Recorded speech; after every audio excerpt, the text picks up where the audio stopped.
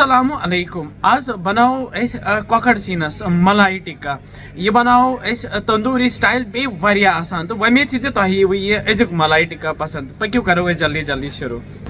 मे ओनमुत बाजार 2 किलो कॉकड़ तो अत तुल मे यह सोरे सीन तो ये थो मे नुक नुक कर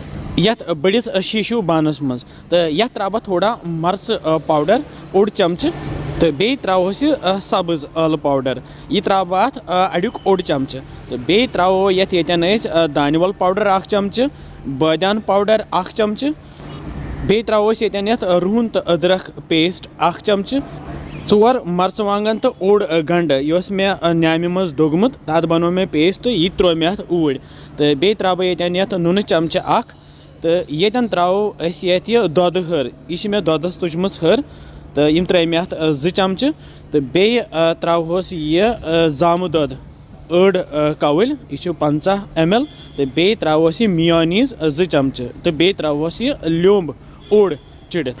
Myonese ये ऑप्शनल तो हेकू अम बगैर ती बन तो अमे पत रलावो यम सारी चीज़ ये कॉकड़ सीन सत तो थवन मैरिनेट करने बापत 2 to 3 घंटे फ्रिजस मज या इथे कन तो अमे पत जालो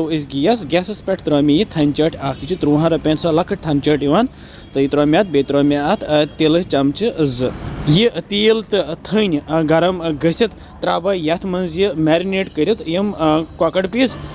पे थवो वन ढकन तल थो मे गैस लोत तो करहन वन यह कैंसन मिनटन तैयार यह रस हुर ये मज त्रा ٲلوٕ मैरिनेट कर करो पत तैयार ये हेको पत खास दम ٲلوٕ सिन बन तो यपर तुलो ढकन थोद तो यम कॉकड़ पीस करहोक वन तैयार यम वन तलन यह रस गथ पूरे श्रपन तो यह करहोन लाइट ब्राउन वुचो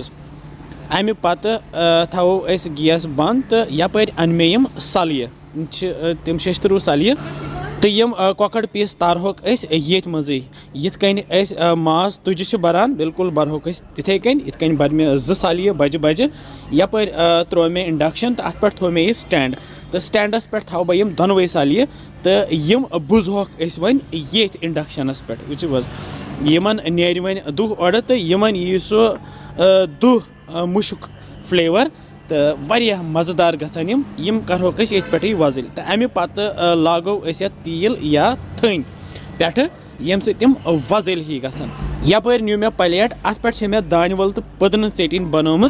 तो यह मलाई टिक्का त्रो वन ये पे वुचो कि ज़बरदस्त मलाई टिक्का बनो पे त्रोस लोम बे थोस क्या गंड पे सजत अनो गर्मा गर्म नान तो अथ सी खेमो मलाई टिक्का बिहो रबस हवाल।